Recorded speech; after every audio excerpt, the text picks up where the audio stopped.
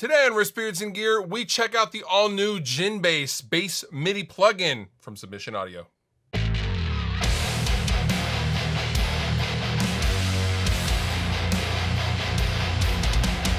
Submission Audio have released a series of incredible sounding MIDI bass plugins, and arguably every single subsequent one that comes out is just, it gets better and better. Now, albeit some of them are for different purposes, i.e. punk bass is not necessarily meant for the same type of music that Djinn Bass is, but the quality keeps getting better and better with each subsequent Submission Audio release.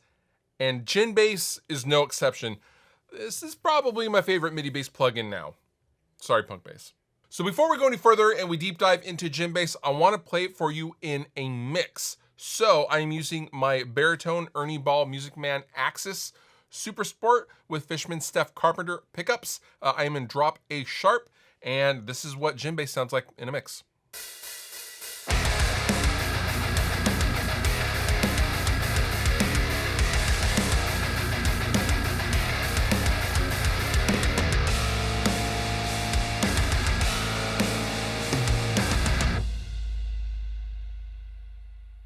So now that you've heard it in context, let's break it down a little bit as far as the actual plugin goes. I have Logic up, my DAW is up, I have Djinn Bass open, and here's what the isolated bass track sounds like.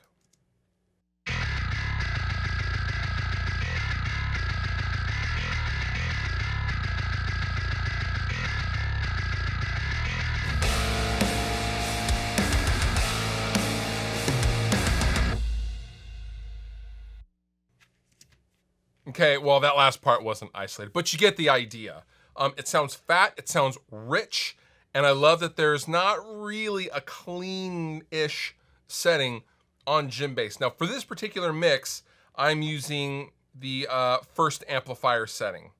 Now, I'm actually going to turn that off, and we're going to listen to what the actual raw DI sounds like in Djinn Bass.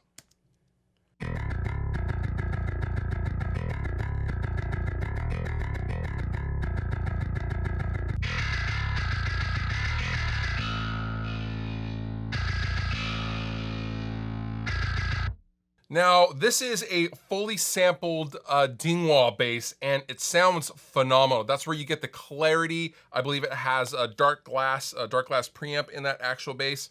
Fully sampled, fully awesome. Now, first we'll start with the key switch info.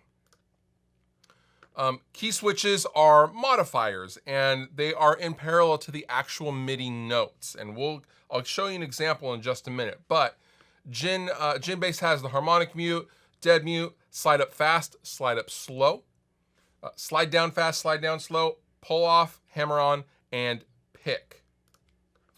We have controls for string noise, muting noise, volume, and width. All I did in my particular case is I turned up the tone control 1.5 dB to give a little bit more bite in the top end. That's literally all I did. Now, I also want to mention the alternate picking algorithm.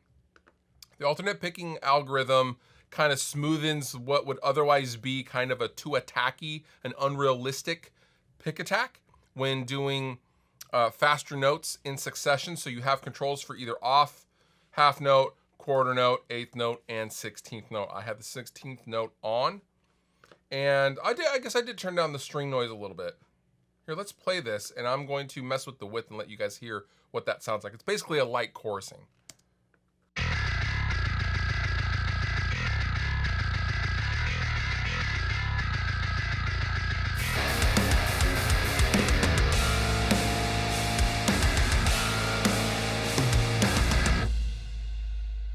Now, in an extreme case, it will add like a full stereo bass, but within the context of the mix, it will help it kind of glue in to the rest of the tune. Use this lightly. I don't typically use a lot of width, if any. It just depends on the situation, of course. Now I'm gonna play it again, and I'm going to switch between the first channel and second channel. So the first channel is going into just a kind of a gritty bass amp, And then the second channel is like stomping on a boost in front of the amp and giving it just way more harmonics and overtones and saturation overall.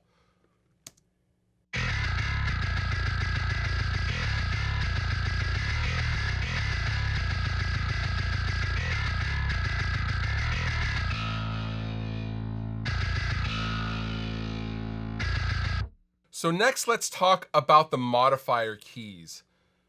I'm gonna go into the MIDI itself, and down here at the bottom, I have some muted modifier keys. Now, I'm gonna unmute this, and the part where it hangs, I want to slide slowly down. I want to give it more of a Deftones feel, all right? So I'm gonna unmute these modifier keys. Now, the first modifier key is to pick, like normal. The second modifier key is to slow down, or to slide down slow. And then I'm back to picking right here. And then I am back to sliding down slow. And then I am back to picking. So here is how it sounds isolated.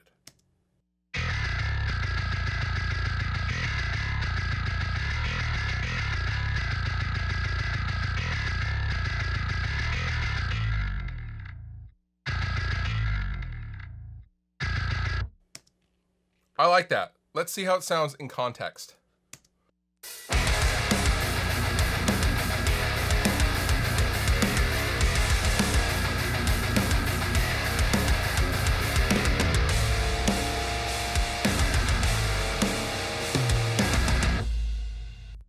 So overall, what are my final thoughts on Djinn Bass?